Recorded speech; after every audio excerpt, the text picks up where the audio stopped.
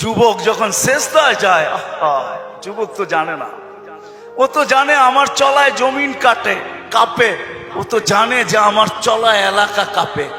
হায়, ও জানে না ওর সেজদায় যে আরশ কাঁপে, ওটা ও জানে না।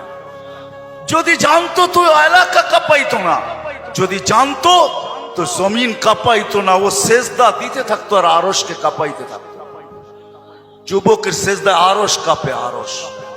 যুবক যখন সেজদায় যায়, সেজদায় পড়ে তো আল্লাহ ফেরেশতা, নাইলে এই হাদিস কোনোদিন আসতো না। আল্লাহ ফেরেশতাকে বলে উনজুর ইলা শাব মাযা ইয়াফআল, যুবকের দিকে তাকাতো কি করে আল্লাহ জানেন। তো ফেরেশতা বলে জাআলা আজলাহু ওয়া মাজালাহু লিআজলিক, সবকিছু বিসর্জন দিয়ে আপনার কুদরতি পায়ে মাথা ঠেকায় দিয়েছে। তা আল্লাহ বলে হাদা আবদি হাক্কা, এ আমার পারফেক্ট বান্দা, ইন্নী উবাহি বিহিল মালাইকা, তোমাদের উপরে আমি একে নিয়ে গৌরব করি। যখন সেজদায় চিৎকার দেয় সুবহানা রাব্বিয়াল আলা, আল্লাহ বলে সাব্বাহতানি সাব্বাহতুক, তুই আমাকে পবিত্র বললি, যাহ তুই পবিত্র, তোর গুনাহ মাফ, সেজদার থেকে উঠার আগে মাফ। আলাইতানি ফাআলাইতুক, মহান বললি, তুইও সৃষ্টির ভিতরে মহান। দুনিয়াওয়ালারা তোকে কি দিবে? কিয়ামতের দিন আমি তোকে আরশের নিচে সুপার ডিলাক্স গ্যালারিতে বসাবো। গ্যালারিতে, সুপার ডিলাক্স গ্যালারি বোঝেন? 7 জনের ভিতরে একজন ওই যুবক যে যৌবন আল্লাহর সাথে বিনিময় করে। আল্লাহ বলে তাকে আমি আরশের নিচে গ্যালারিতে বসাবো। সাবআতুন ইয়াদিল্লুহুমুল্লাহু তাহতা দিল্লি। দুনিয়াওয়ালারা তোকে কি দিবে? দুনিয়াওয়ালারা অতক্ষণ দিবে যতক্ষণ স্বার্থ আছে। হইতে পারে স্বার্থ শেষ তো তোমার এতিম বাচ্চা, তোমার দুধের শিশুকেও এতিম করতে দুনিয়াওয়ালারা দ্বিধা করবে না, দ্বিধা করবে না। তোমার নববধূকে বিধবা বানাইতে দুনিয়াওয়ালারা দ্বিধা করবে না। অতদিন তুমি চামচ, যতদিন তুমি বোঝেন। রাগ হয়ে গেলেন? যুবক পায়ে হাত রাখি, মাপ চাই তোমাদের কাছে। অতদিন তুমি দুনিয়াওয়ালাদের কাছে দাম পাবে যতদিন তুমি চামচ হবে, চামচ। আল্লাহ বলে আমার কাছে দাম ভিন্ন, সত্য এটি। এই জন্য আসেন আজকের মজলিস থেকে ওয়াদা করে উঠি যে আজকের থেকে ভাববো যে আমি যে কোনো মুহূর্তে যেতে পারি। আমি বাবাইতে চাই, এই জন্য আমার কাছে পিছনে একটা প্রমাণ আছে।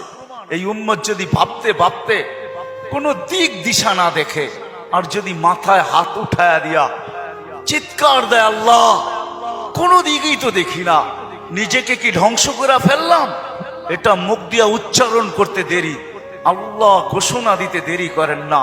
ফালাম্মা তায়াক্কানতা বিল বাওয়ার ওয়া যানানতা আন্নাকা মিন আহলিন নার মানাহতু ইলাইকা রিদওয়ানি ওয়াল্লাইতু ইলাইকা গুফরানি ওয়া কুলতু লাকা লা তাহসান গফারতু লাকা যুনুবা ওয়াল আওসার ওয়া লিআজলিকা সাম্মাইতু নাফসিয়াল আসিসুল গফফার।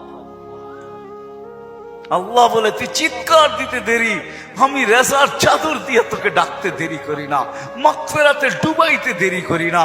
তুই অনুভব করিস না, তোর পিঠে হাত রাখা আমি বলতে থাকি চিন্তা করিস না, গুনাহ খাতা মাফ করে দিলাম, তোর জন্যই তো আমি আজিজুল গফফার।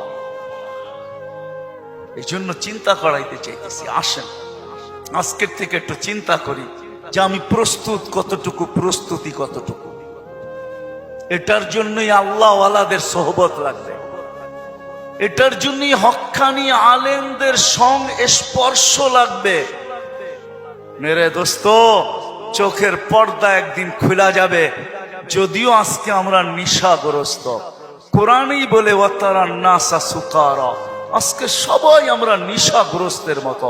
যুবক যৌবনের নিশায়, নারী নারীত্বের নিশায়, পুরুষ পুরুষত্বের নিশায়, বাড়িওয়ালা বাড়ির নিশায়, দোকানওয়ালা দোকানের নিশায়, হাটওয়ালা হাটের নিশায়, ঘাটওয়ালা ঘাটের নিশায়, রোডওয়ালা রোডের নিশায়, অফিসওয়ালা অফিসের নিশায়, আদালতওয়ালা আদালতের নিশায়।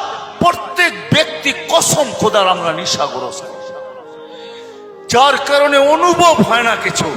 ঘোর একদিন কাটবে, খোদার কসম কাটবে। মালাকুল মউত হাত রাখতে দেরি, নিশার ঘোর কাটতে দেরি হবে না, নিশার ঘোর কেটে যাবে, আমাদের নিশার ঘোর কেটে যাবে। কবি শুধু শুধু বলে নাই ফাসাউফা তারা ইদান কাশাফাল গুবারু আফারসুন তাহতা রিজলিকা আম হিমার। কোরআনও এক জায়গায় বলতেছে তুমি অতি সত্তর দেখবে, অতি সত্তর তুমি দেখবে, বেশি দূরে না।